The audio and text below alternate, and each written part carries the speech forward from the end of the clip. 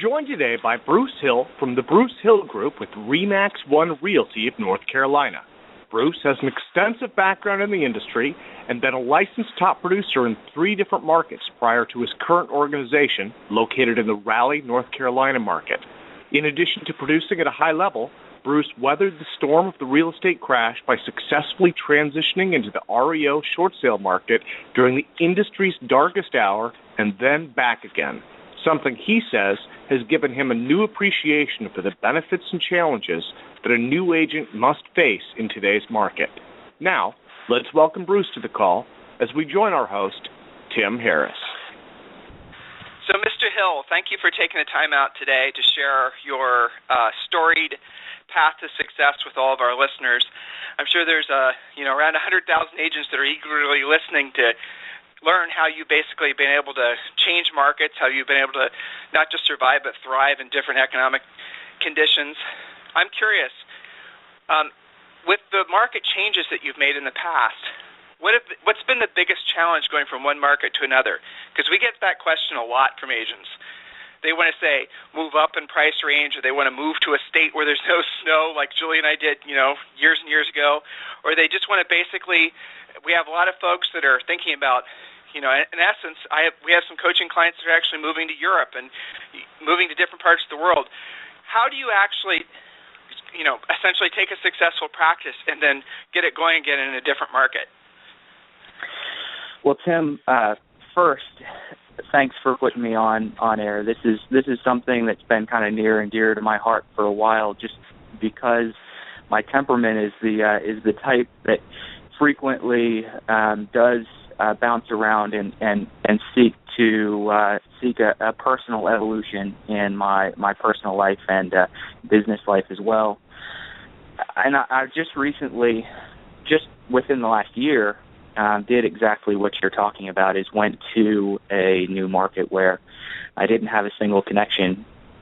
And I would say that first and foremost, what I learned over time, and it's only been time and experience that taught me this, was that you don't have the luxury of dabbling in buying leads or spending a bunch of money to get up and running. You have to quickly build a solid sphere of influence, a core partnership with other people that aren't in your industry, and establish yourself as an expert. And that's pretty much my philosophy. Is that's the evolution that I've come to. Is I have to know how to build those relationships immediately, whether it's a new market or an existing market that I had been in previously. You gotta know how to build those friendships and those relationships. I like what you said there, and you touched on the importance of obviously building a strong centers of influence and past client, but you also are living, breathing proof that you don't have to have been from an area. Like a lot of agents, we get emails, coaching clients, and they'll say, well, I just moved to this area, or my husband or wife got transferred, and I don't have a centers of influence and past clients, I'm not from here, I aren't born and raised here. But the truth is, you can just easily go out and reestablish that, maybe even, quicker than, like less than 6 months, you can establish very significant sources of business from like a centers of influence. Can you talk to the listeners about some of the ways that you've done that in the past? Yeah, absolutely. When I moved to North Carolina, it was around February or March a year ago. So literally 1 year ago, almost to the day. And I would say that the first thing that I did is I got in a couple of really good, really solid pro groups,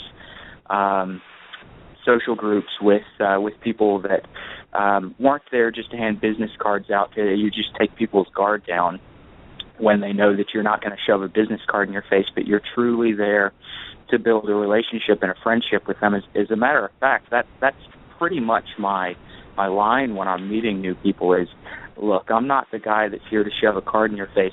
I want to get to know you. We're going to go to lunch. We're going to have coffee.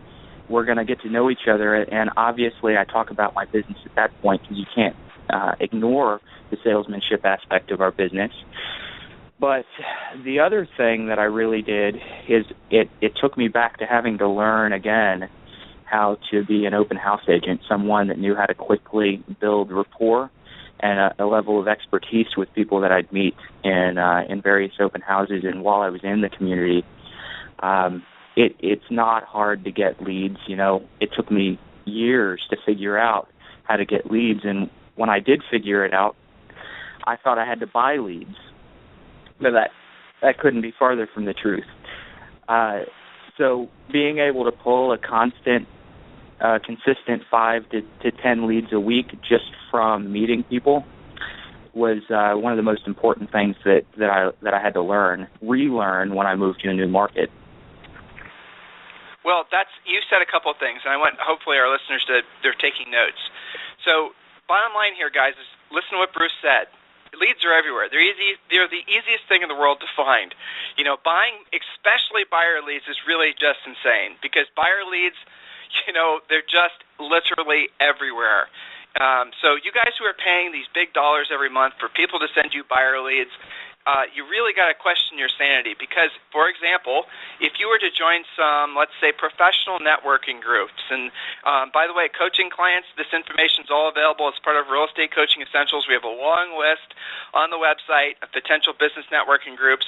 I'll give you guys a few names. Not all of these are going to be active in your particular market. So, like I know when Julie and I were selling in Columbus, we were members of BNI. You know, Business Networking International. We are also members of, we actually formed a YEO, Young Entrepreneurs Organization chapter, back when we were young. So, I mean, these are all different things you guys can do, and not just a couple of them. But I know, like in LA, there's a lot of agents I know that do well joining provisors groups. So you guys should, you know, maybe out in the West Coast, you should look into that. So explore what type of business networking things there are, and listen to what Bruce said. He also said, you know, obviously you don't want to be networking with real estate people. That doesn't really do you much good to create leads. So really go outside of your way. I'm actually thinking of a great coaching client, Bruce, named Ben. And what Ben does, you know, he's a realtor, but he networks with plastic surgeons in L.A. And he's been able to get himself into the provisors group in L.A. that, you know, is full of plastic surgeons. So that's a great, he sells, you know, 3-4 houses a month, and they're all big buck houses just specifically because of that. And scaling beyond that, you can also join social, you know, networking type things. And I'm not talking about online and Facebook.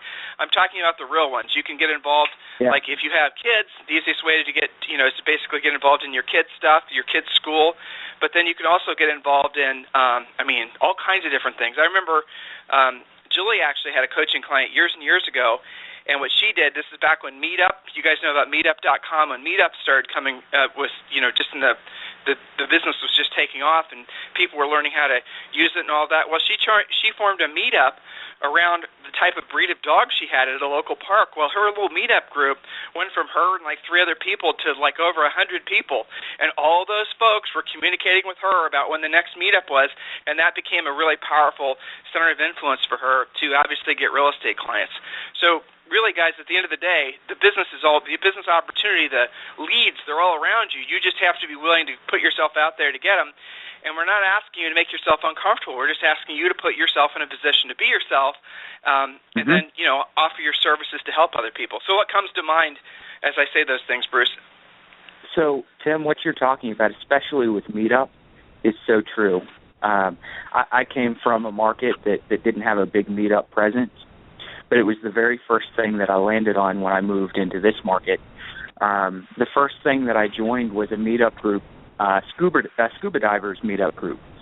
So you plug into certain things that are probably already hobbies of yours, and people's guards are down. You're not going to a business networking event where everyone is just ready to give you their card and not get yours. You're going to an event where you share a common interest, which immediately is going to break down the boundaries that people automatically have up because you're there to experience an event or a function or something that they already like. Outside of the personal interests, I've formed a small kind of core pro group similar to a BNI, but much much tighter, where we will actually meet one-on-one with each other at least once every other week. We center that pro group around after hours, where the general rule is if you are in the group, let's say it's 5 to 10 people, you're going to invite anyone and everyone that you know that you've been looking to connect with on a one-on-one level. You're going to invite them to this after hours. The rule is nobody's there to necessarily pitch our own business, but we are there to pitch our partner's business. And so you, if five partners show up, you have 4 people that are there to pitch your business. It takes people's guards down again, but we're still there to build our center of influence with the other folks. We're essentially adding 5 layers of a center of influence with people that our partners are bringing. Well, let's go back to what you just said, because I think, well, Bruce, just for a second, let's save that thought and let's just go back slightly, because you said something really at the start there that was really critical that they need to get, and I love it. You said basically you joined a scuba diving meetup, and you reminded me of a coaching client we talk about David on the radio show. We actually bought a house through him in Austin. And, he wasn't a coaching client when we started using him. He just is somebody we stumbled across, and we liked him enough that we knew we just needed to have him open doors for us, so we used him. And along the way, he knew who we were, and, he was trying to, do his best for us. But we quickly figured out that essentially David loves golf, and, he was wanting to know how to build his practice, but golf was his passion. I mean, he could, this guy was golf crazy, basically. So we gave him the suggestion that, how often do you play golf? Once a week. Okay, and it turns out that's where he gets a lot of his business from. So what we suggested was he starts playing golf 3 times a week, which, of course, he was loving hearing, And then from there, the goal was when you play golf, you can't play golf with the same people. You can't just hang out with the same dudes drinking beer. You got to play golf with different folks every single time. And your minimum standards every time you play golf, you have to try to collect 3 leads. Well, of course, for a while he didn't do it. A couple weeks passed, and then he starts asking, and then all of a sudden his business literally takes off. And Julie and I actually just met up with him 2-3 weeks ago to look at a house, and his business for the past 2 years, from just working his golf group like we prescribed to him, has quadrupled in revenue. And it's because he's doing what he wants to do, play golf in his case. He has passion for it. And he's doing, and because of that, he's comfortable, and he's around people that have the same passion. And you guys all know this, that we have the smartest listeners in the industry. The fact is when you're doing something that you have passion for, you automatically are basically, and you're comfortable. You're doing what you love. You're around other people that have the same passion. That breaks through demographics, sociographics. That breaks through income boundaries. That breaks through every kind of social class thing that's out there. When Bruce is with his scuba diving buddies, it doesn't matter if one of them is a billionaire. They're talking about the coral. They're talking about their experiences around the world where they'd like to scuba dive. So, guys, this is a really, yes, we're giving you permission to do more of what you love as long as you do it with the intent of putting yourself in a position to offer your real estate services to other folks. It's really important that you understand. Like, Bruce, have you ever called FSBOs and Expireds? Has that ever been your thing? Absolutely. I have. Okay, good. Yeah. I don't know if you wanted me to say that, but yes. No. I'm glad you did. Obviously, I'm glad you did. But there are a lot of people that will basically, like David, we were just talking about, who don't. They'll just do one thing and they'll do it well. Yeah. And so you have more than one spoke. You have centers of influence and past clients. In addition to that, I'm hearing you say you also are doing direct prospecting, FSBOs and Expireds. That's great. Tell us about that. So, FSBOs, and I've heard you say it countless times, but they're essentially just an unrepresented seller that's out there, and they need help. A lot of times, it's a hire sign that they've put in their yard, and I know I help wanted, exactly. I know that a lot of people are in different markets where sometimes the numbers are a little more difficult to get a hold of, but going to those folks and actually knocking on their door has been kind of the biggest benefit to me, because I realize that in a market like this where certain markets may be harder to come across listings, there may be a shortage of listings, there are going to be 30 or 40 agents that are picking the phone up. But if you pick the phone up and go knock on a door for a for sale by owner or an expired, you're going to make more of an impression. And of course, the secret is not to do it once, but to do it again, to go back. They're going to remember you the second or the third time that you communicate with them. And listen, a lot of people will talk at a consumer. They'll talk at the expired. They'll talk at the for sale by owner. But they don't actually open up a dialogue and have a conversation, find out what the needs are. Why are you a for sale by owner?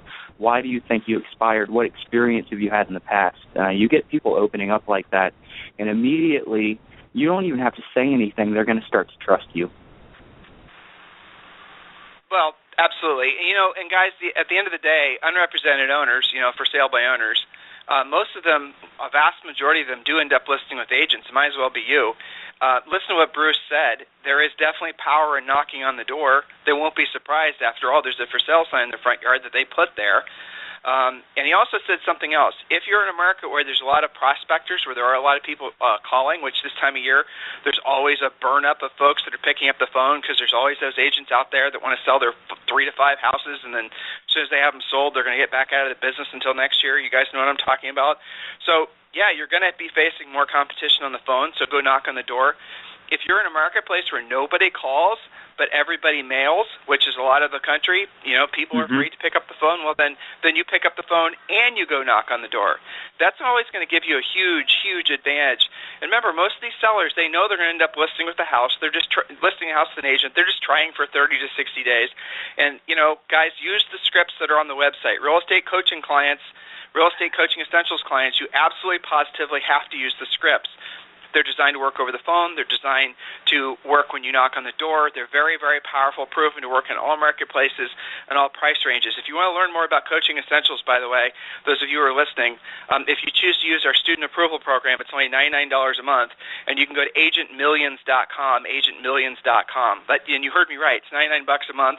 Our complete coaching program, plus you get 4 semi-private coaching calls per month, and you get 1 private one-on-one call with one of our coaches. So for those of you who've been on the fence thinking coaching was too expensive, well, you no longer have that excuse.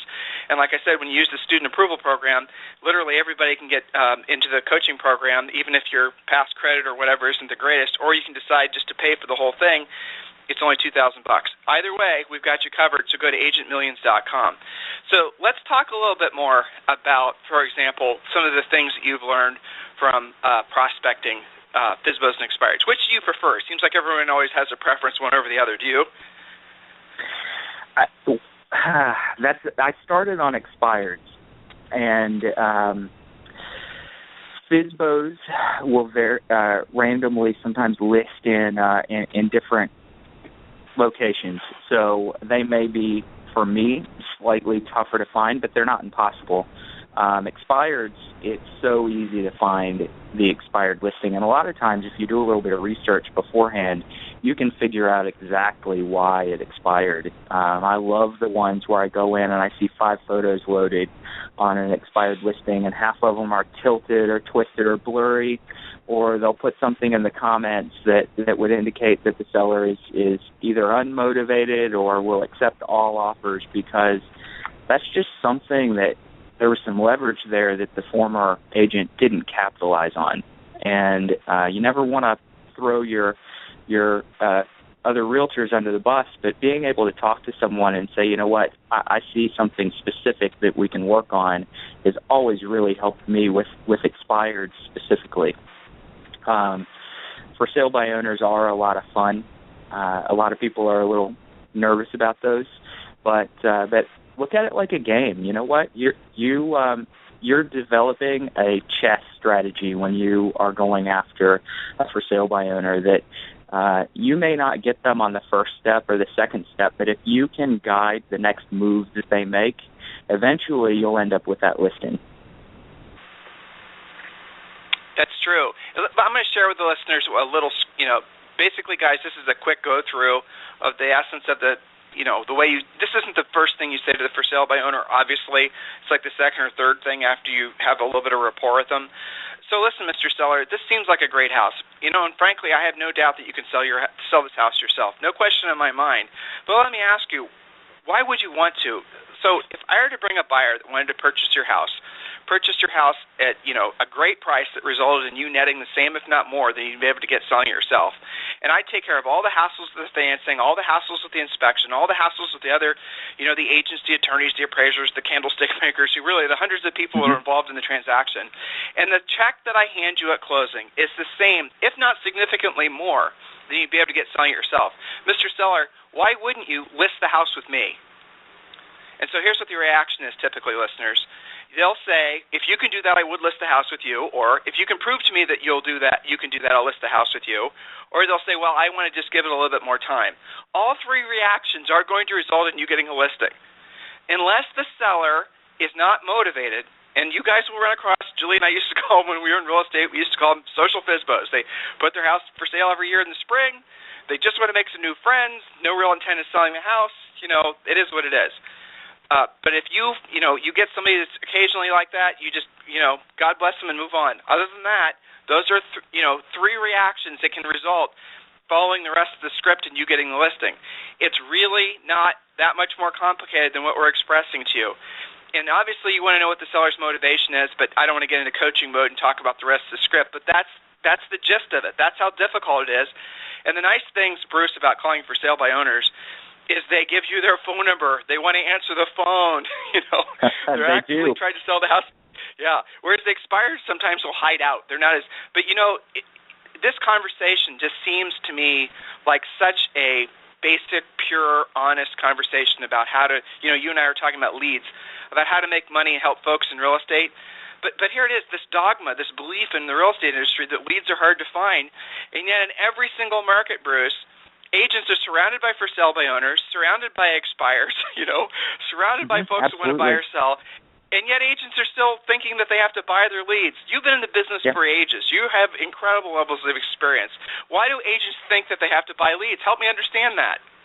It's because you're bombarded on a daily basis with companies that are marketing to you and telling you that you have to buy your leads. I am so sick of the line that I get at least twice a day. Someone saying, so you're telling me that if I were to send you 2 to 3 new buyers every month, you wouldn't take them. And my response is frankly, yes. I'm telling you that if you were to charge me for 2 to 3 new buyers every month, I wouldn't take them, because if I do the work, if I form the relationships that I'm supposed to and prospect the way that I know to do, I'm not going to need your 2 to 3 leads that you're trying to charge me for. Why is it that other people aren't saying? But why is it that the brokers, why is it that the office managers, why isn't I know in the recent Keller Williams thing, Gary Keller, he actually said this, and he was the first one that I've really seen at that level actually say, hey, agents, wake the heck up. Why are you buying leads from, pick your portal? Why are you buying leads from this source or that source? Why are you acting like this? Why are you doing this when there's really opportunities all around you? Why would you, So other than Gary and, frankly, this radio show, nobody else is really having this conversation with agents. You've been in the business long enough. What's changed? What do you think this is just a temporary thing and it's starting to boil out and people are starting to wake up to the fact that buying leads from Zillow is kind of crazy? Or do you think this is something completely different? Well, I've looked at a lot of the numbers of various lead costs from different sources, for one, because there was a time when I did buy leads. So I'm not just the guy that's standing up here telling you not to buy leads with no basis for it, because I've spent a lot of money on leads. And what I realize when I look at my business plan and my numbers is that they're just simply not worth it. You may have an ROI, but you could end up looking back, and let's just pick on Zillow, for example, and saying, okay, I spent $5,000 on Zillow leads and I made $7,500, but what happens in the year that you don't make $7,500 on that lead? I can point to a lot of times when there is a small ROI, but it's just too small to gamble on. You start to tune in and listen to the conversations that are happening around you.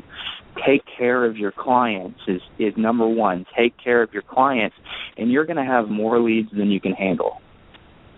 Well, the skill set that you have, Bruce, that you've hopefully come close to mastered. I'm sure you have in many ways.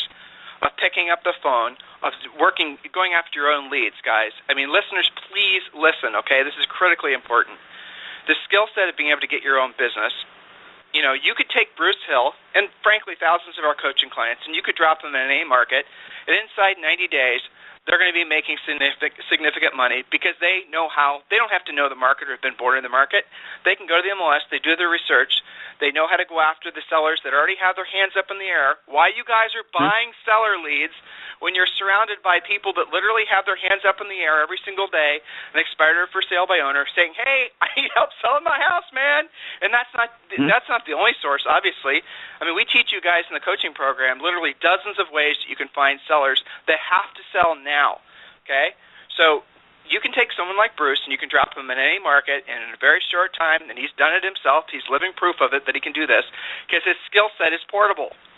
Those of you guys who are doing a lot of lead buying, you really, especially on Inman, guys, please don't get mad at me for saying this, but you don't have a portable skill set unless, of course, you can continue buying leads where you're going. But if all of a sudden that lead source starts to dry up, as you have all experienced, or the quality of the lead source, or the cost of the lead source, in other words, things start turning so they're not in your favor anymore, you're back with essentially having to learn the skill set like Bruce has to go after the business yourself. Learn the skills necessary so you no longer and never have to be dependent on anybody to feed you. It's not that difficult. I mean, my gosh, guys, there's only really, at the end of the day, maybe 4 scripts you have to learn to be wildly successful in real estate going after sellers. It's not that difficult. But, Bruce, again, help me get at the core of this.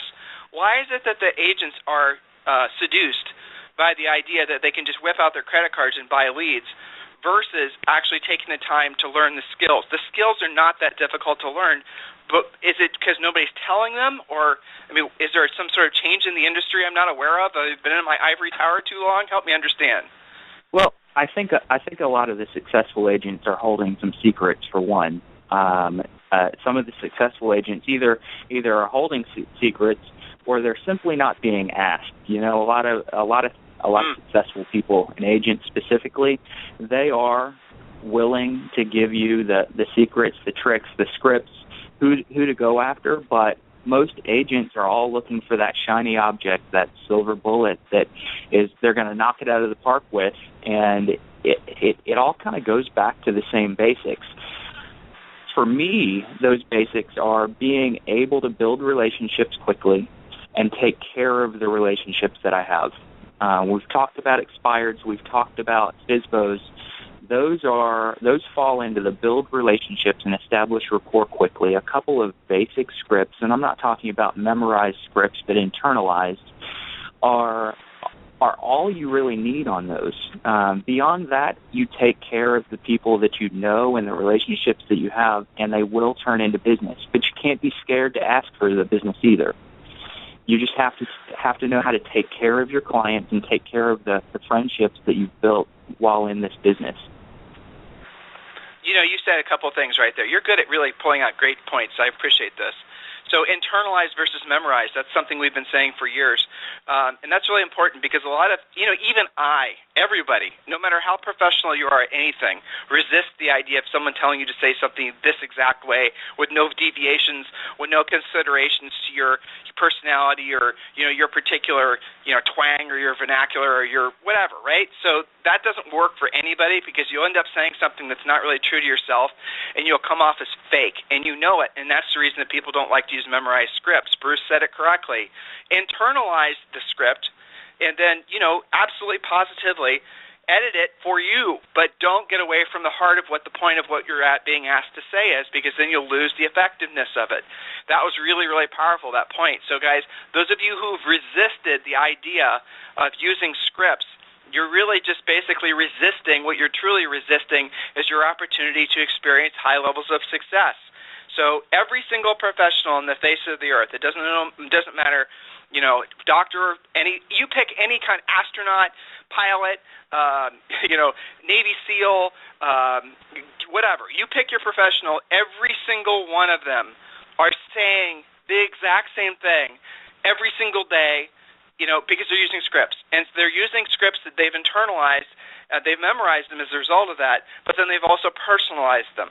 When you guys are you're thinking of yourselves as professionals, or you want to think of yourself as a professional, one of the key elements is basically getting your jib-jab down, knowing what to say, how to say it, knowing how to overcome objections. Again, there's not that much really to master in this industry for you to have unlimited amounts of success. It's, Bruce said it correctly. A good, powerful script, it allows you to bond quickly to the person so they can see that you have sincerity. And then from there, you can get at the heart of the matter. What's their level of motivation? What's their time frame? And then you literally can start having conversations. When you go to when you're staying at Lions Starbucks today, you will, if you're listening to this show today, and if you're being present when you're standing there, you will hear real estate conversation all around you. And I don't care what market you're in the United States. Everywhere you go, people always are going to be talking about real estate. Always, because people they love real estate. Americans love to talk about it. Tune yourself into that, participate in those conversations, and then you will no longer feel the scarcity thing. See, that's what causes you guys to buy leads. They'll call you up and they'll say, if you don't buy this whatever area, so-and-so, your competitor is going to buy it, and you're going to be screwed. So they constantly are selling you guys on the idea of scarcity. Well, I'm here to tell you there is no scarcity of opportunity in leads, provided that you've positioned yourself to be of service to others, and you actually do have something to offer. You do have a level of expertise. You do have a level of confidence that will attract people to you. And guys, it's not that difficult. Honestly, it's not. I mean, let's be honest, Bruce, if you and I were like Mensa scholars, neither one of us would have gotten into the real estate business. That's proof alone that you don't have to be the brightest bulb in the box to basically be successful in real estate, right? The truth. That's the truth. So, Bruce, as we round the bend on today's radio show, is there anything else you'd like to say to our listeners? I mean, again, I really appreciate you being on the show.